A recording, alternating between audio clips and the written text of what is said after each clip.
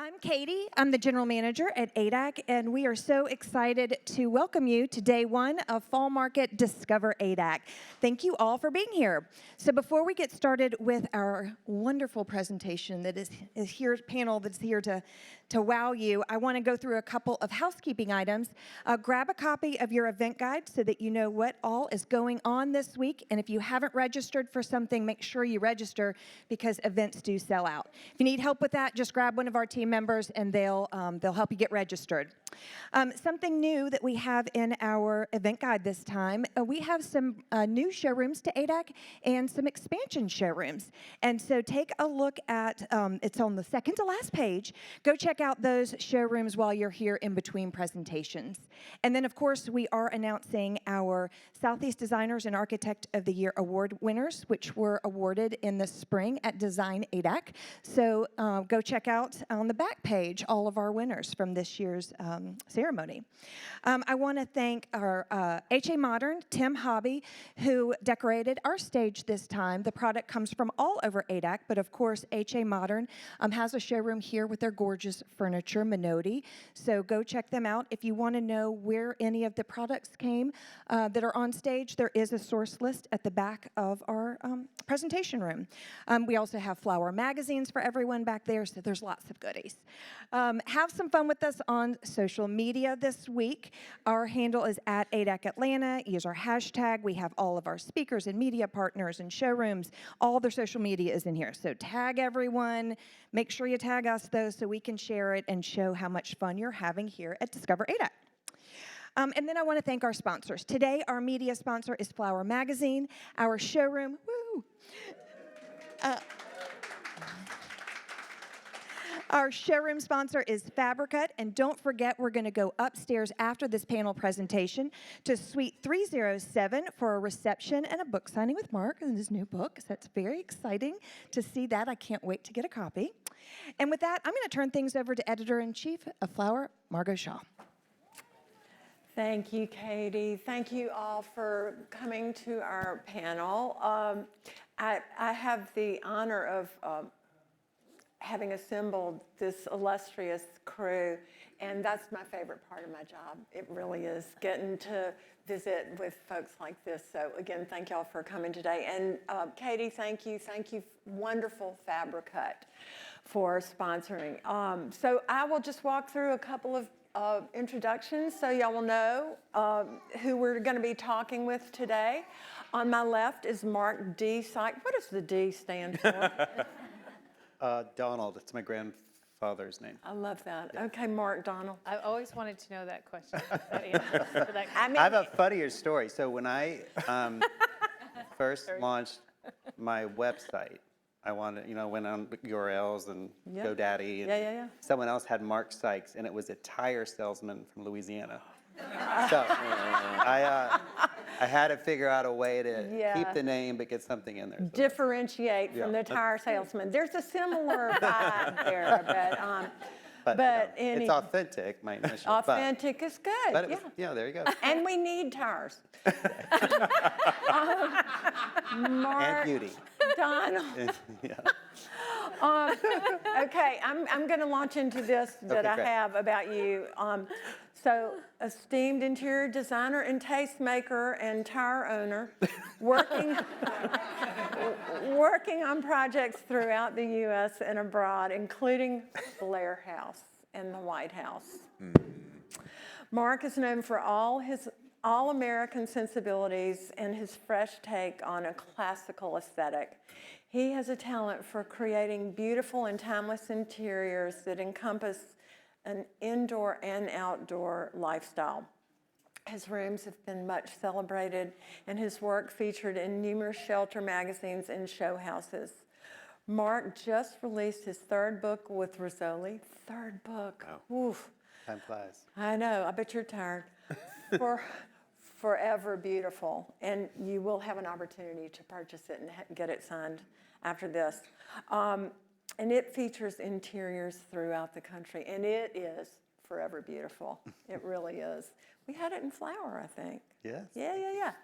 And then next is Kendall Wilkinson. She's a California girl with a deep appreciation for the Bay Area. She has garnered a stellar reputation in the interior design industry. She's been a creative force doing bespoke residences with an emphasis on beauty and comfort, which is so important. Since she first established Kendall Wilkinson Design in 1992, she has been based in San Francisco, and you are a San Francisco girl. You love it, don't you? Yes. Yeah. I'm Yeah. in LA now too, though.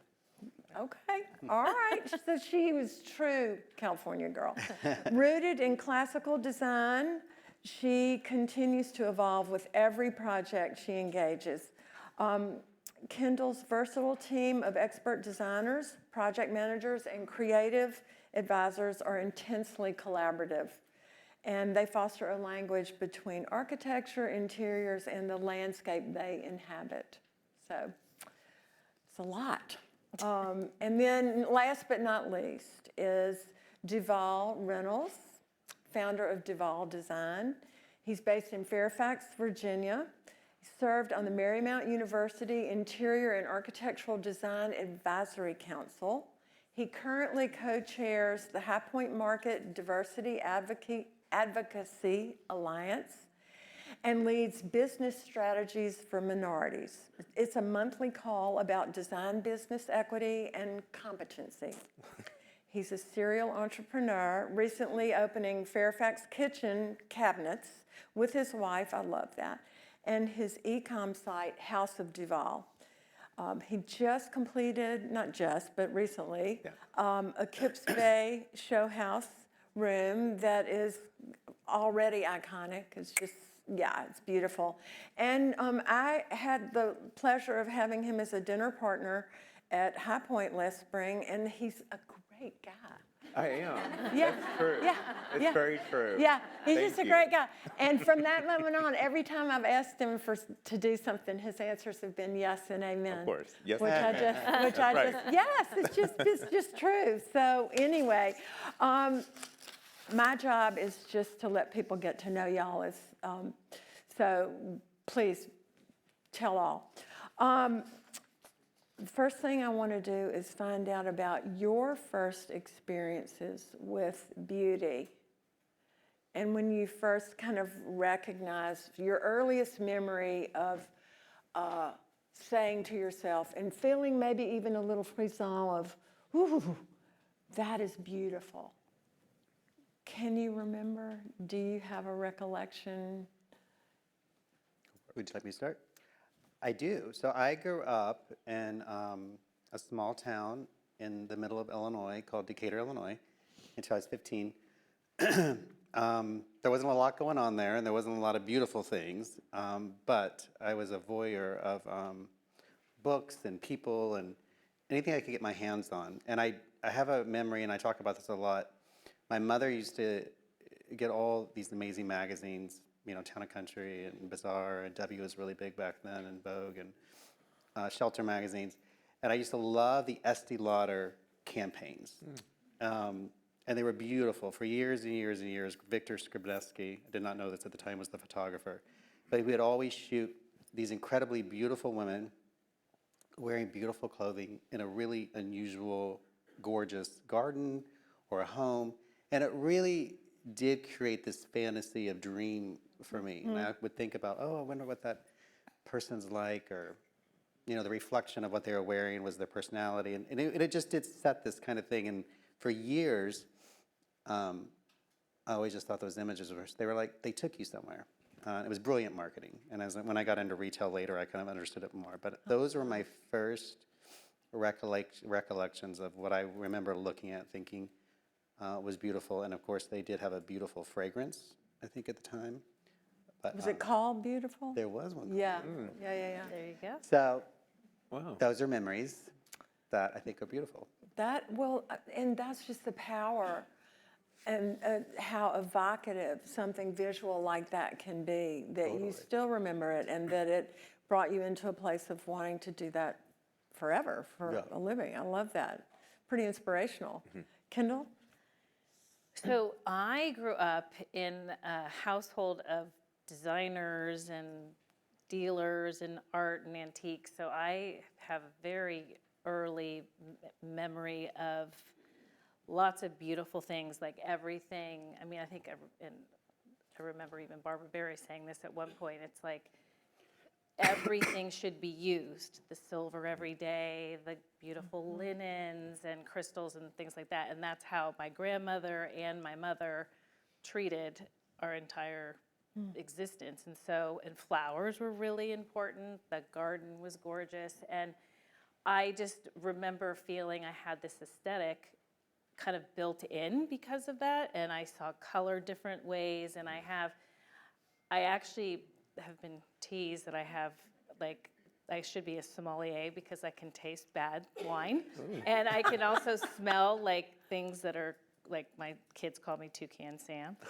So this heightened senses is what I think I have always had. And this is actually a second career for me, so I didn't know at the beginning. I just knew I loved design and I loved aesthetic and I loved beautiful things, and it's something that I wanted to make sure I gave to those that I was able to give to in that way. So I have a very different experience because we were very poor. So that was a very different experience for what was beautiful then to what I may see, and I feel like a late bloomer to beauty now. However, having kind of thought about these conversations beforehand, I think what I didn't realize, so we grew up in a household, my mom is Korean, straight from Korea. My dad was in the military, and my dad is black from the southern part of Virginia. And we grew up in the country, but she brought over with her linens that had floral arrangements on it. And so that I remember, it was so exotic back then, but I didn't know it any differently other than it being my culture. Like that was what I grew up with, like that was home to me. And so as I got older, I didn't realize how it reflects in our work now that I always have this level of exoticism or fantasy that we want to escape to somewhere that was more beautiful than maybe what we saw growing up. Sure. I don't know, but it was a very different experience. Yeah. No, that's No, but equally powerful. Yeah. I mean, impactful. You know, Yeah. that just shows, I mean, the visual power of beauty. And I was talking to somebody earlier today about my shoes, which are just Ann Mashburn little, you know, with the buckles. And she has this, it's Mark's sidekick, Emma. She has the exact same shoes. And I remembered that my mother used to wear these Vivier, or they weren't Roger Vivier, they were somebody else back then, but they had the silver buckles on her pumps. And so when I first spotted these, I was like, that is my mother. She's gone, but the shoes are still here. I'm gonna wear them. And when I see them and when I saw them on Emma, and I just thought, my mother, I mean, that is just, I miss her. And so, you know, just the power of something beautiful and visual. It's funny because, like, thankfully my mom is still here after a huge health scare, but we bought a number of extra Korean, what they call weighted blankets, because they have these floral arrangements that remind us of home and her. So we have those throughout our house now because I didn't realize how impactful it was until you start getting older. I love that.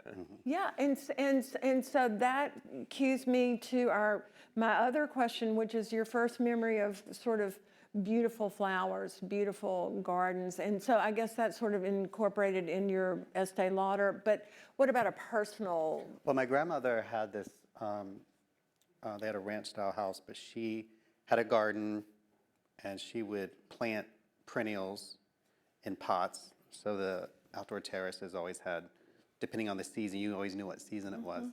So that was the first impression I had of, like, you know, gardening or flowers or the seasons. And that's a impression that I have now of, like, when I think back. But over the years, obviously, learning more about flowers and garden design, that's changed a little bit, but that was a comforting feeling, her perennials.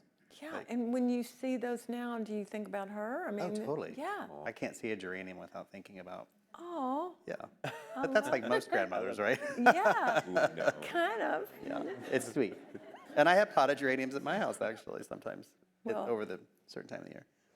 They're great. what color? They're great. They're usually white. sometimes pink. It's a humble flower, but also really frothy and pretty and memory making, obviously. Of course, I yes. love that. Kendall, what about you? So I grew up in Northern California, and so the beach was always kind of, as opposed to like beautiful gardens and it was more like landscapes and, Mount Tam and Stinson Beach and even the Golden Gate Bridge, and just seeing kind of beauty in that way. And that's also how we design. It's like, outdoors in, like you, Mark, and but like seeing the blues of the sky and the different colors of the bay and the bridge and just, so it's more like landscapes than gardens, which, tend to be more, for me, it was also really textural in that way. And dramatic. I feel like it's more dramatic Yeah. out there.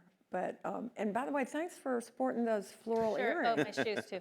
Yeah, and your shoes, and your blouse. Okay, you And win. yeah. Okay. Amazing. Thanks, on brand. DuVäl, what about you? I'm not sure what the question was. I'm not either. No point I'm in not lying about it. That's a long time ago that I asked that question. No, just your fur. I think you sort of have already yes. talked about, Yeah. the weighted blanket Yeah. with the flowers for your grandmother and or for Korea, Yeah, your yeah. mom. I know- But is there some? I There don't were know. other, actually we had, the hibiscus flower is the Korean flower. Oh, So that was yeah. throughout the house. Yeah. And it's so funny because when people talk about Asian design, that was what I knew. Like it wasn't a part of something different. That was what we grew up with. And so that's definitely always close to home because it just reminds me of like all the old paintings that we saw. And when we could talk to our grandmother over the phone, like they would mention things about that, or like they always want to make sure we have stuff in our house that reminds us of their culture. So yeah, that was definitely something I still find beautiful and still find sacred. And so, yeah. That's a great word, sacred. Yeah. Because, I mean, you think about perfection, and I mean, there's nothing more perfect than a flower. You cannot improve on it, can you? So, can y'all talk a little bit about your influences in your work, whether it's somebody in the industry now, whether it's a style, a trend, a period in art history, or a movie, or just something that has really been impactful to you that has, like when I think about you, Mark, I think about the American designer.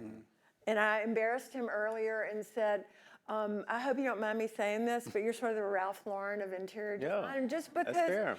he was not embarrassed, he took it very well. But, Very nice but I compliment. mean, come on, you just did Blair House, and I mean, so sort of the American. But how'd you get there? Well, I've always looked to the past for inspiration.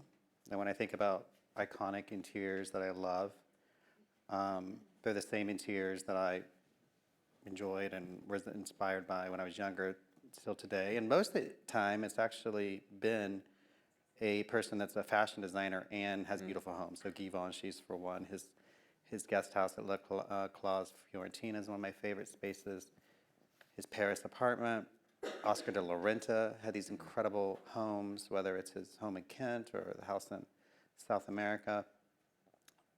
Modern day people, Bunny Williams, her homes and her place specifically in Punta Cana has been a great inspiration. So all of these places, Billy Baldwin, Mark Hampton, David Hicks, I could go on and on about inspiration, but there are these particular homes that I've always loved, even before I was a decorator, and still love, and those inspiration are infused in our work. But beyond people, I think, and this is what this conversation is about today, I'm so inspired, maybe it's my age now, the outdoors and the exterior and the environment of each project that we work on, and how do we take that beautiful inspiration that's just there, that's free, to inspire what happens inside, and the palettes and the textures. But I'm less looking at specific things and more looking at nature and organic things for inspiration. I feel really good about that. You do. Well, it's very on theme. It's actually the theme of my new book. I'm not doing a promotion, but Do the promotion. Promote. However. Yeah. however, no, but I do. I think and I think we all lived through COVID, and I think that was a really time where we all slowed down. And we spent more time outside, and I think we all got more connected to natural beauty. Yeah. But anyway, I truly believe that.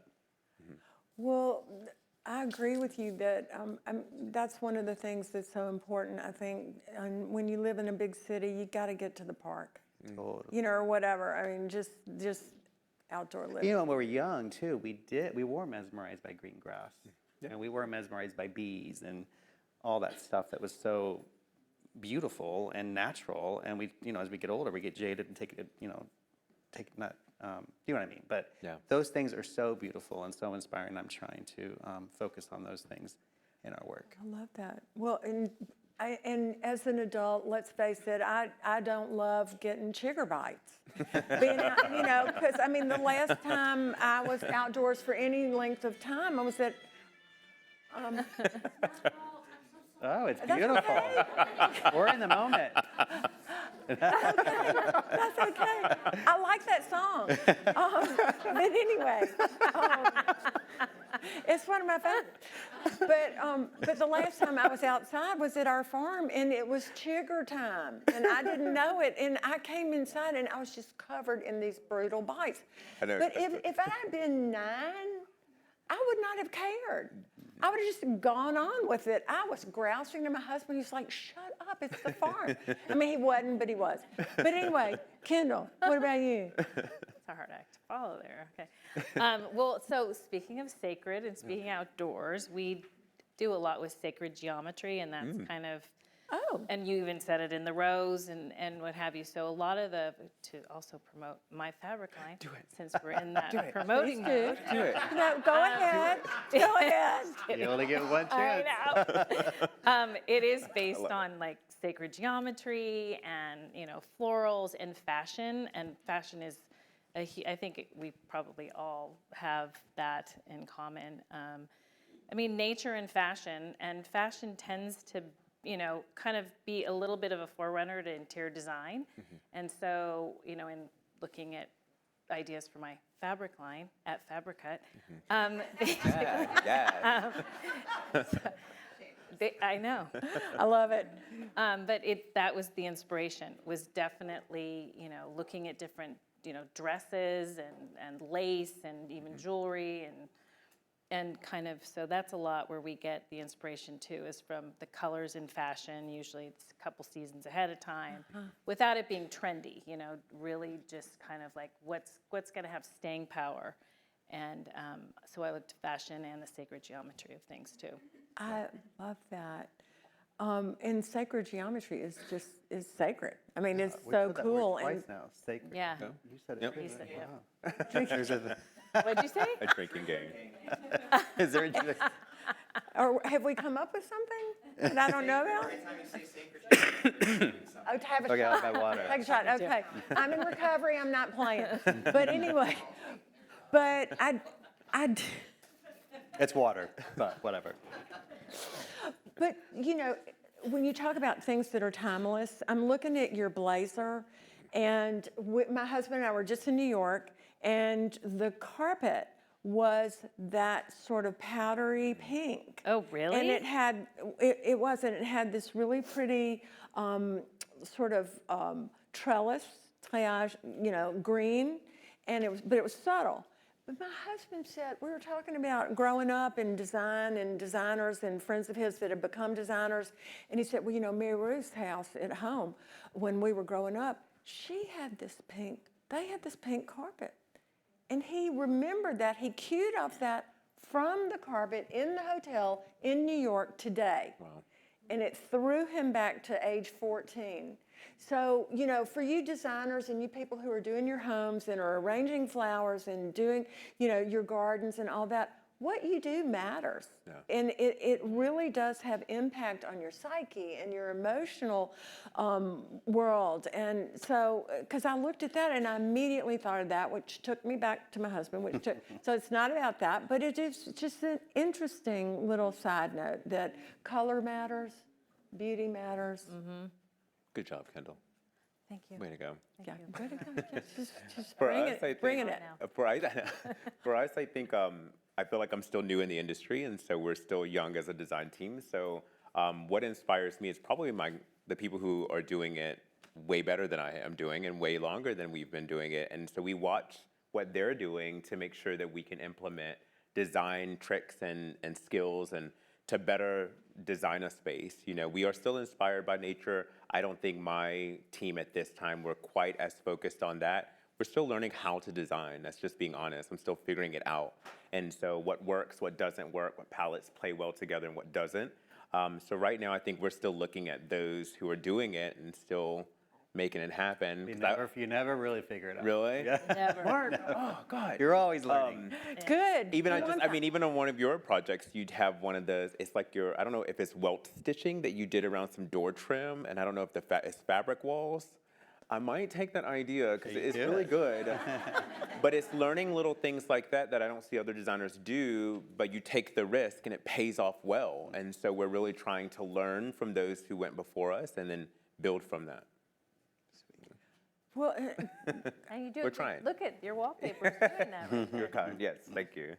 and there's really nothing new under the sun. Yeah, sure. And so we're all just incorporating things we love Yeah. Or Yeah. reinventing. and reinventing. Everything's Yeah. inspired by something. I'm learning to trust my gut too. I know a lot of designers have told me that, like, trust your gut, what you feel is good. And I think it references back to like our childhood and the references we have in our head that evokes an emotion or an impression. That's probably what you're leaning into. And I'm learning to try to do that more and more. You know? Well, it's smart because then it's you. Yeah. And it's maybe a vestige of Mark, something that you love that Kendall did, but really it's yours. Yeah. And that's what we all want. I mean, we want to be us. We want our houses to be us and our gardens and everything else, but it doesn't mean this is what I like. So the humility of learning from some of the greats. I mean, they're the best. I mean, just saying. They're the best. He's the Ralph Lauren of home. I mean, So- did I mispronounce? I think I said Ralph Lauren. it might be Ralph. No, No, it's Ralph which Lauren. is it? It's Ralph Lauren. Ralph Lauren. Sorry. No, I'm so I think it's fancy, I Lauren. forget. Anyway, Yeah, I'm so fancy. somebody ask him and get back to us. Text Ralph and find out. So, okay, I have to circle back to flowers because I always am going to.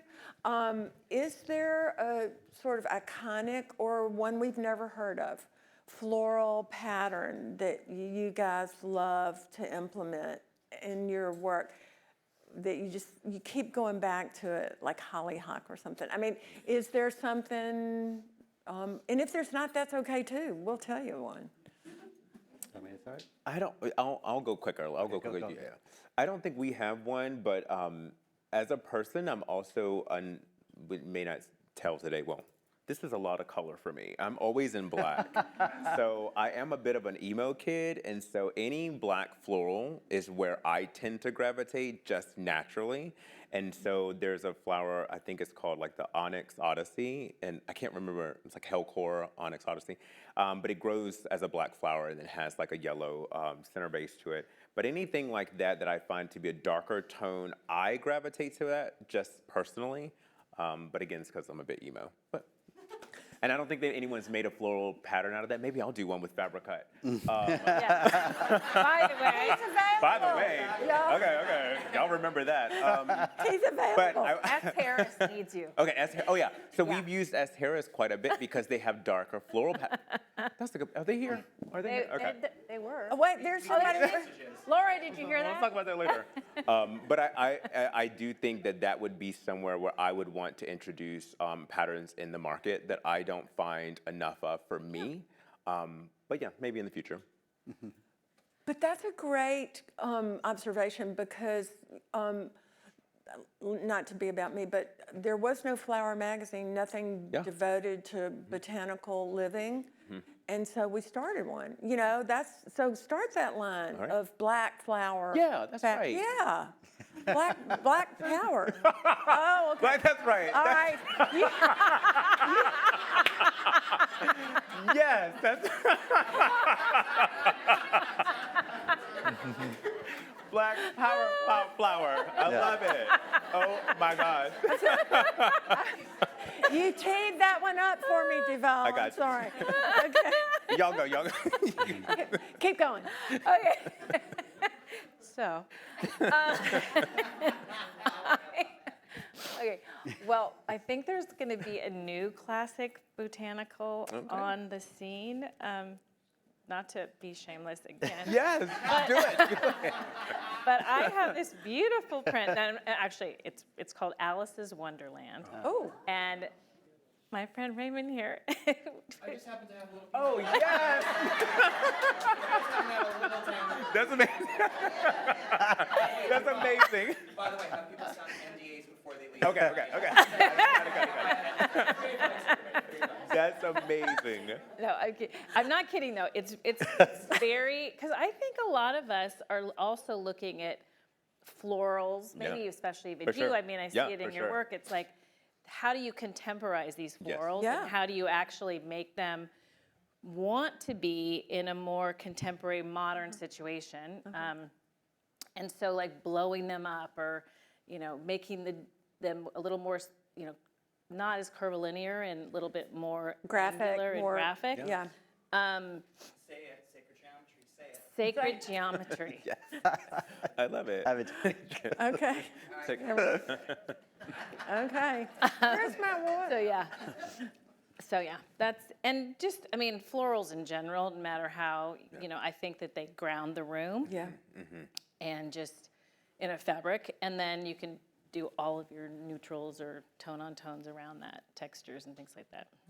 I love that. I love that.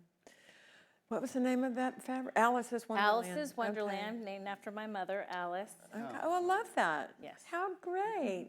And the color palette is based off of actually Blake Lively's Versace dress at the Met Gala Oh, wow. 3 years ago. Oh, wow. Oh, yeah, that one. Yeah. The one Oh, it's a little iridescent. that, It was a little, turned, she, like, yeah, she and then, turned, yeah. yeah. Turquoise and the. Wait, wasn't Yes. that the one Yeah, she yeah, was, yeah. I think, wasn't that He supposed does to- remember it. Yeah. I love it. I think Oh, it was my supposed gosh. to, was that supposed to represent the patina on the Statue of Liberty? I think Yes. that was what that was. Yep. Yeah. It was really good, yeah. It was really good. Brilliant. Fashion. So Get it? glad we invited you. Yeah. See, you like color? Not on me, though. He appreciates color. But so what we were saying, that fashion moves, Yeah. influences interior, and we look at that, and what an inspiration, because I do think she's chic, and I love that. That was creative. I now Yeah. remember it. Mark, what about you? Well, Do you remember the question? an iconic floral fabric. Yes, Yeah, and it doesn't have to be iconic, but just favorite. Well, there are a lot. One that comes to mind is the Colfax honeysuckle. I love that fabric. But when you're a designer, like all of us are, I don't like to repeat. I call them hero fabrics. So if there's like an iconic floral or pattern that we've used in one project, I try not to do it again. And it's. Yeah. But I think there's innovative ways to take iconic patterns and do them in a way where they feel more modern, the way you apply them. So taking one particular fabric and putting it on everything, I think that's kind of feels like a modern way of doing it. Or having an iconic pattern that's sprinkled throughout a room, I think that kind of feels modern. But of course, I love the classics. They're classics for reasons. And it's all a cycle. So in like 10 years, we can use it again. But honeysuckle is one of my favorites. And you can use it anytime.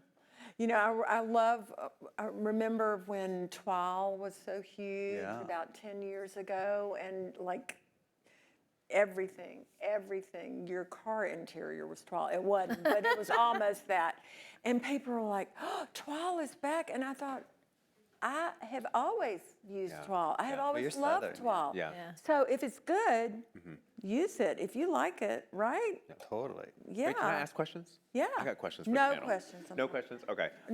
You mentioned about doing a pattern on pattern. We haven't really done that yet, and I've seen designers do that, where they take it from the wall to the window treatments to the, the upholstery on the bed. When is a good time to do something like that? I'm interested in it. I'm not sure I've had the client to really introduce that to, but where do you feel that that plays best, especially with the floral print? Well, when we're working on a home, and I'm sure it's the same way for Kendall, it's like a puzzle. You have a huge, you have a floor plan, and you think about your colors and your patterns and what you're going to use where.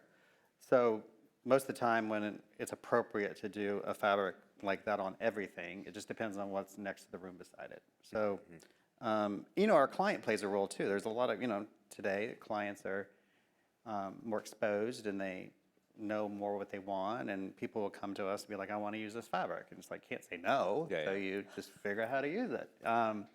But it just depends on the puzzle of the house.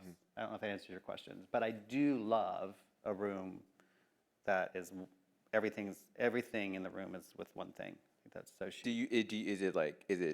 Is it European? Is it Southern? Is there a particular area that people gravitate, that type of I person think gravitates? it's both. I mean, I think Yeah. Sister Parish used to do Yeah. it. Yeah. Colfax and Fowler is the ones that comes to most of mind, Okay. the British. But I think it's a very iconic, classic way to treat something, and it's daring, but it's not. Okay. But you know what also? So I think that the scale of the pattern has a lot to do with it too. Like if you take the big wallpaper that you do, like I personally wouldn't do that on the upholstered Right, bed and right. on the, but it's a proper scale. Like a proper Yeah. repeat. Okay. Yeah. Okay. Okay. I'm gonna try that. I have a picture coming up that has a good example of what I was saying. I'll point it out when it comes. Okay, or just interrupt. So speaking of that space, Kendall, when you have a more tailored interior, where you have a client who's really interested in solids and neutrals and contemporary, but you really want to bring in still a botanical element because it's life. I mean, so is there a particular design or bloom or container full of? Is there something that you're going to go to for a space that's more neutral and tailored? Yeah, we tend to do a lot of grasses and Okay. and cherry, blossoms, like cherry blossoms, There it is. something that's large. Oh yeah. Is that you? Yes. Everywhere. That's an iconic. That's hollyhock. Hollyhock. That's hollyhock, yeah. On everything. Okay. Anyway, sorry. No. Grasses. Grasses. They could have gone in. Back to grasses from But hollyhock. grasses, blossoms, also orchids. I mean, it's interesting. Some people really don't like orchids, but I tend to think that, especially they can go in any, and the different colors and things like that. It's just I don't know. So it's a simple, clean, but adding that color, I think, is really important. Because I think if everything's so neutral, it's just flat. So it needs texture and things like that. So get no grasses and branches are usually our go-to. And grasses are so sort of contemporary, but they're also, when you look at great interiors, you'll notice that there's grasses somewhere. And even if it's like equisetum outside, somebody has highlighted grasses, and they're timeless. And I think about this dress that has these papyrus designs on them, and grasses from Egypt. I mean, it's new, but it's from bygone. Right. Yeah. So it's great. I love that. And it's not a bloom, and you don't have to worry about it dying. And I mean, it is going to die. But DuVäl, what about you? I don't think we have anything in particular. While you're talking, we do a lot where I am. We still do a lot of modern farmhouse. Well, some people hate it to death. I'm not bothered by it. It's fine. Modern farm? Yeah, you know, it's fine. Okay. And we'll do it. It He's pays the bills. thrilled with modern farmhouse. Pays bills. And so you have clients who still want a fig tree and like an olive tree and like, which is fine. It's great. Wait, Yeah, a fake tree? a fig tree. Oh, fig tree. I was like, really okay, no fig. fake trees. I'm No sorry. fig tree? Okay. Oops. Okay. Yeah, no fig trees. God. And so, no, I think it depends on the client. You know, if you have a little kid, you might do a little daisy or something that's a little bit more appropriate for the space. I don't think I have a particular flower that works everywhere. Yeah. People still love hydrangeas. I feel like that, you know, has its seasons, comes in and out, but we're open to it all. And usually now we're getting to a point where when we do things that are a little bit more chaotic, like that, we had a king protea in that space that was South African, and it was a very masculine Perfect. floral. Yeah, it was such a perfect. masculine plant. Now we're going out to see per project. We are really trying to hone in on a floral that speaks to that space, but not one thing fits all. Okay. Okay. That's true. Well, so what do y'all think about just, this is not a question that we have talked about, but there is such a thing in my industry, in the design world, as a permanent botanical Yes. / fake flowers. I'm okay. Do we have? He's okay with it. I'm okay with it, If you especially haven't when you have a client who has a second home, right? It's like they're not going to be there. However, I've learned, don't put them in your photography. I'm like, my mentors would strike me dead by doing that. So, but I think I'm one of those people that I was listening to Timothy Corrigan earlier, Mr. Timothy Corrigan, and just talking about it needs to be comfortable. And I don't think all of our clients have a green thumb, and not everybody wants to keep up with it. Not everybody wants to figure out when do I need to, you know, water this and not water that. But they love the idea of indoor-outdoor. So personally, I'm not offended by it, but I understand how some people may be. What are y'all's thoughts?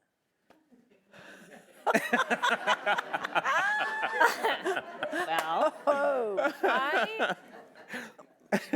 I would say that it's more popular now. I personally don't like it.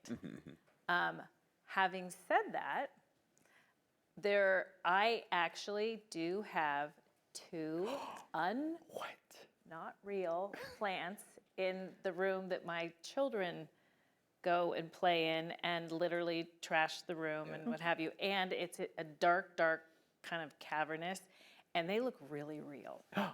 See? And so, but Bring you to my side. yes, yeah. And I think that clients do say that. I don't have a green thumb. Everything I touch dies. Yeah. That's another reason for the grasses and the branches and the orchids. Yeah. So I tend to not do it, but there's some out there that actually look pretty real and pretty good. So it kind of, and second home, and they're not there that much, that makes sense. I have a feeling I know, he is like chomping at the bit. No, I'm fine. I never say never to anything. I mean, Wait, what are your thoughts? never say never. Well, I do think that there are plants that have longevity. They're not fake, but they can last a long time. Over the years, big ferns have become our friends. And big ferns are beautiful and wonderful and easy to maintain. And you can get them anywhere. And they're really good in fireplaces. They're really good under consoles. They're really great on pedestals. They're a great filler. So I would advocate for a fern. A real fern. A real fern. Yeah. But, I mean, they last a long time if you just they water do. it once You're a right. week. Yeah. You're right. Benign neglect. But I'm not against faux, at all. I think whatever's beautiful, but a fern's a really wonderful. Fern works. I think it works. Yeah. Yeah. And it's Yeah. easy. It's a good option. You can go to Home Depot and get a fern. That's a good. I mean, exactly. You can go to Yeah. Lowe's. I mean, Yeah. you can go Lowe's, Yeah. Yeah. Can. anywhere. Any time of year, anywhere, you get a fern. Anytime you can go to Home Depot and get Yeah. you a fern. Well, and it works. But It really does. And in any type of house, it works. But here's what I like Modern. about all of y'all's responses is that, you know, you're not rigid.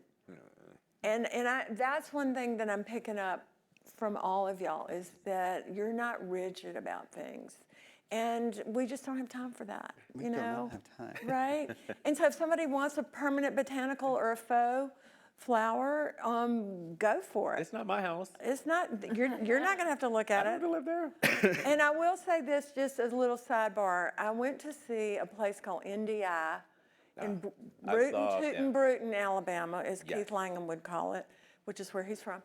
They manufacture faux flowers, permanent botanicals, and walking through the process with them, y'all, it's an art form. I mean, it really is. A good one, it's an art form. So that's, and they are not advertisers. I'm not shilling for NDI. I'm just saying, you know, so thank y'all for being sort of open. You know what? Oh my God, this is reminding me.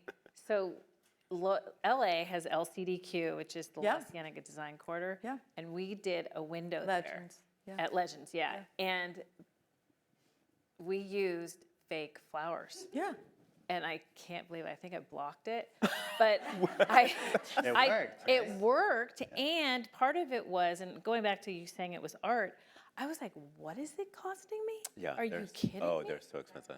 And by the way, I didn't get to keep them. No. Yeah. And it was literally, it took this guy all day. I cannot remember their name. You probably don't. But it's like it was pretty magical, like what happened. You know, it was, and they were actually fake ferns. They were fake ferns They were too? fake Even ferns. better. Wow. Yeah. Okay. But yeah, and the light and how long it had to be lasting, and you know, but I was blown away. Like, it was a true art form to watch them. It was as if real flowers were being designed in this space. It was pretty amazing. I mean, I think the real question too is if a room is just a room and it has nothing in it, is it better to have something Right. beautiful and fake that brings you joy, or is it better to not have anything at all? I mean, I think it's, I think it really is about Yeah. what brings you joy and what you think is pretty. And love but a fern is a really good trick. Okay. It is. It's a fern. He'll be Okay. selling In ferns case along with the you're book. wondering what to get him, Sorry. in case you're wondering what to get for Mark, That's right. Come out with Fern. a line of ferns. So can we have your address? Because you will be getting some ferns Great. at your house. But I agree. I mean, and But they're that's- great hanging. You can hang them. They're great hanging on a porch. They're so do you chic. put him No in one the does pots that anymore. that hang? Yeah. Over What? You put them in the pots that Yeah, the little hang wire on the- pots. And my grandmother actually had hanging ferns, so maybe it all goes back to that. Oh, It's I have no all idea. about the grandmother, Yeah, maybe. for the most My sweet part. grandmother, yes. Yeah. I just have to say though, for science geeks, ferns are like 150 million years old. They're like one of the longest life, And they're cannot sacred. change in all that time. And they're sacred. They're sacred, and they're sacred. Okay, enough with the ferns. I'm kidding, but you know, there's some takeaways here today, obviously, and that is one of them. But I would like to just bring it back to a little bit of design seriousness. And will y'all just kind of talk about how when you're doing an interior, say you're working with a stellar garden designer or landscape architect, or the property already has a fabulous exterior, how do you relate your interiors to the garden? What do you have some tips? Do you have some, some tenets that you live by, universals, or how do you decide? Yeah. For us, we design on I'm a little bit more analytical than most creatives because I don't consider myself a creative. But we design on basically like a 3-color baseline, and then I deviate from there. I don't really go too far outside of that. And so I will pick my 3 colors first and then go from there. So that way I know that I brought the outside in. So even in something like this, you see there, the colors for I think like green, pink, and yellow. And that teal is a version of a green. And so even that was deviated. And so if I'm working with something where I can see the exterior, which another one will come up, you'll see that I pulled in the fuchsia, and that was a baseline of the color palette that we used for the room. So mine is pretty strategic. I'm not as like woo-woo about it. So it's pretty simple. Is that a good idea? That's a Yeah, great. that's great. Good answer. She was looking at me Good like, answer. Go No, Star. I was wanting more. yeah, that's We, again, being in California, mostly designing there, but even that house that you said neutral, that was in Montana, so we do a lot of work in the mountains. For some reason, we don't do a lot of window treatments, and when we do, they're neutral. just to kind of get your eye to go out and then have everything kind of reflect back. So even like in Montana in that house, I always walk the site and I always look at what is around. You know, in that case, it was very seasonal, obviously, but it's like brown and white and a little bit of green. And so the deviation on color, so like the green sofa that was in it, was like, there's a little bit of green, but we like popped it out. And, you know, I do a lot with different tones of oranges and apricots and things like that, because a lot of the homes in San Francisco overlook either the Golden Gate Bridge in these certain areas that I design in, or the Palace of Fine Arts, which is where the World Fair was years ago, and now it's an orange. So we do variations of that, and blue, there's a lot of blue. Not as much blue as Mark, but it's blue. So it's very, to us, it's very important to bring it in and out. Well, and I like you're talking about the sort of iconic landmarks and incorporating those tones into the interior of a house so that it's subtle, but it's a reference and it's a connection. Right. Brilliant. Mark, is it all about the blue sky with you, or? Well, a little bit. My answer is not that dissimilar from Kendall's. I do think every project we do look at the exterior, the environment, the light, the location to inspire what's happening inside. Because we're California-based, like Kendall as well, a lot of people, and most of our work is not in California. Our work is all over the United States. People are wanting that indoor-outdoor experience. I think it's become a lot more prevalent. People have really started understanding outdoor living in the last 10 years. So it doesn't matter where you live, you want to be able to connect the interior to the exterior, even if you can't enjoy it all year long. But it is a running theme, and I do think we look to the outside to inspire. And our clients also, you know, create a lot of inspiration. Everyone comes to you with a favorite color and a favorite pattern or whatever it might be. So our job is to you know, fit that into the puzzle as well. But there's nothing more beautiful than nature and nothing more beautiful than the exterior, and that should be the most inspiring for each project. I agree, and there needs to be a fern in there somewhere. Exactly. And there will be. There will, trust me. When you all get my book, you will notice in every chapter there is a fern somehow, Which is some way. upstairs Somewhere. in Fabrica. On every page. Yeah. Okay, and on that note, I see by Katie standing up there with her microphone that we're going to cut to see if anybody has any questions for this illustrious panel. Katie will walk around and hand you the mic if there's, this lady up front has something. Hi, thank you all so much. I enjoyed the panel. This question goes to Mr. DuVäl. It's very interesting, your cultural background and how you are the product of two cultures. So you're hearing your talk of your mother's Korean culture and her heritage. And so I want to inquire a little bit if growing up or even when you reach a certain level in your artistry, if you were able to, you know, examine your father's side, and if you're looking at that deep South Black American women's culture in Virginia, I'm being very specific because it varies based on the state, right? And if you've managed, if you look at, you know, Southern Black American women quilt making and interior and garden culture, when you look at florals and so forth, and if you haven't gotten to a point of saying, is that something that has kind of piqued your interest a little bit, and seeing how you can incorporate that into your work, or even blend the two different cultural designs together that have created you? Thank you. So that was loaded, girl. What the? That's a lot to take on. I can answer a part of that. The rest, no. We haven't thought about it as far as it pertains to florals, unfortunately. But in regards to how we run our firm, that has been a very big like a conversation with the team members that we bring on. So in Korean, so I feel very much Korean because my mom really did the bulk of raising us. And so in Korean culture, it's very much community-based. Everything's very communal. So what is mine is yours, what's yours is mine. So everything in the office, I tell people, if it's out, it's anyone's to get. So if I bring something to the office, everybody gets it. It's not a mine. Yours need to stay in your desk. And the same with how we construct our emails and conversation with clients. Everything is a we. I never want to see the letter I by itself. No one did anything by yourself. So culturally, I bring that to my office and how I work. And I think that also brings, and then when I had talked about it earlier, there's a level of like fantasy that I think that when I was growing up, people were very interested in our culture because I grew up in an all-white neighborhood. And so my mom was very exotic, and we were always told that. So there was a level of us being like different all the time, and they wanted to address that. But it gave me a sense of like escapism I wanted to always have to go somewhere where I was safe with her.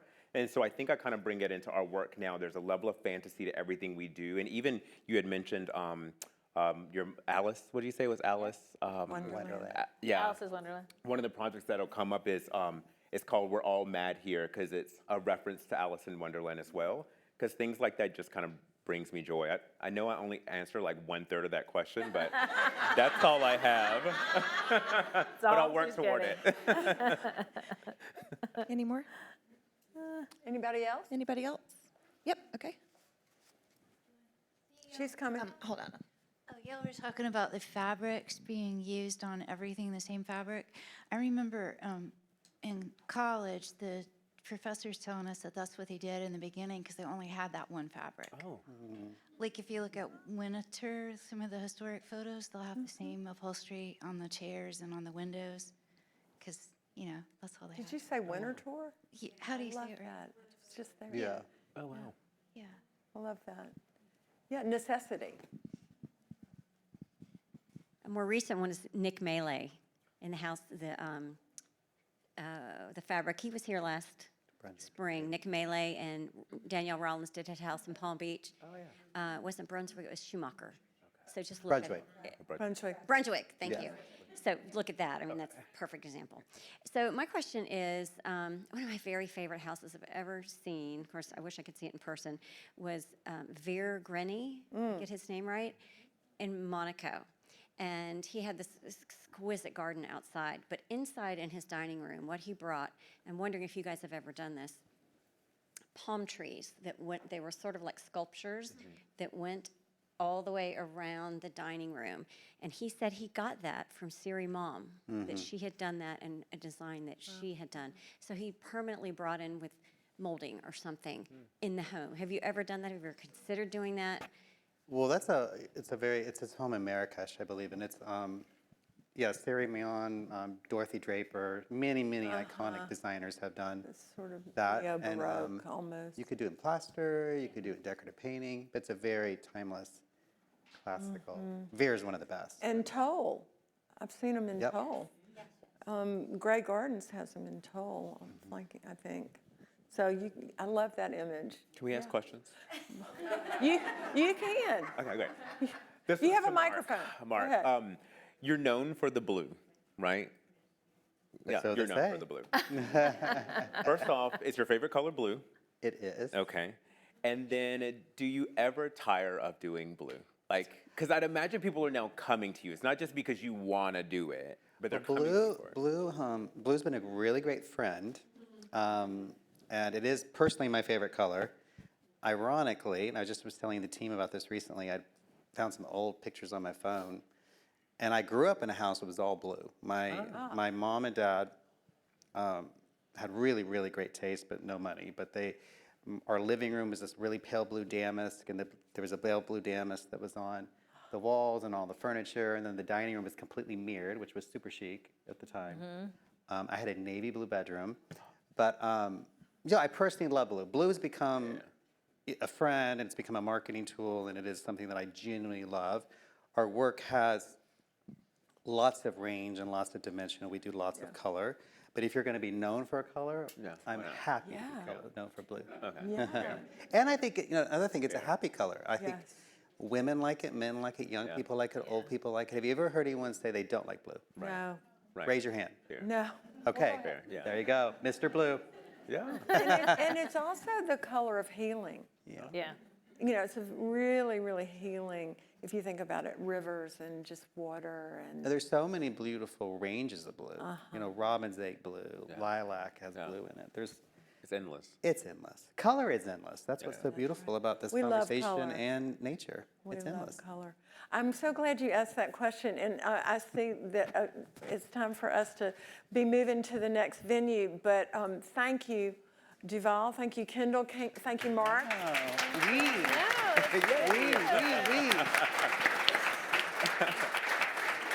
Thank you so much. That was a perfect way to end. Now let's Black. go upstairs and look at color. I'm for it. Upstairs in Fabricut. That's going to be Suite 307. And of course, we'll be doing a book signing also with Mark. And we'll meet our panelists. Take We'll care, see you there. everybody. Thank you.